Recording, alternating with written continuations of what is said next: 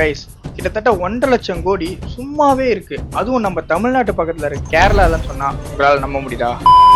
S guys, கேரளால இருக்க பத்மநாபன் சுவாமி டெம்பிள்ல கீழே இருக்க வால்ட் ஓபன் பண்ணிருக்காங்க. அதுல 6 வால்ட்ல 5 வால்ட் ஓபன் பண்ணதுக்கு கிட்டத்தட்ட 1.5 லட்சம் கோடி கிட்ட கோல்டு, அதுக்கப்புறம் டைமண்ட், அது இல்லாம பழைய காலத்து அந்த எக்யூப்மெண்ட்ஸ் எல்லாம் கிடைச்சிருக்காங்க. கிட்டத்தட்ட 1.5 லட்சம் கோடி. ஆக்சுவலா அங்க இருந்து மொத்தம் 6 வால்ட், பட் ஆனா அதுல 5 வால்ட் தான் ஓபன் பண்ணிருக்காங்க. இன்னொரு வால்ட் அவங்க ஓபனே பண்ண முடியலையா, ஏன்னா அதுக்கு கைப்பிடி இல்ல, ஓபன் பண்றதுக்கான அந்த சாவி போறதுக்கான இடம் இல்ல, எதுவுமே இல்ல. அது மட்டும் இல்லாம அந்த வால்ட் மேல பாம்பு சிம்பிள் போட்டிருக்குன்னு சொல்றாங்க. அதை தாண்டி என்னன்னா நாகபந்தம்ன்ற ஒரு விஷயம் எழுதி இருக்குன்னு சொல்றாங்க கைஸ்.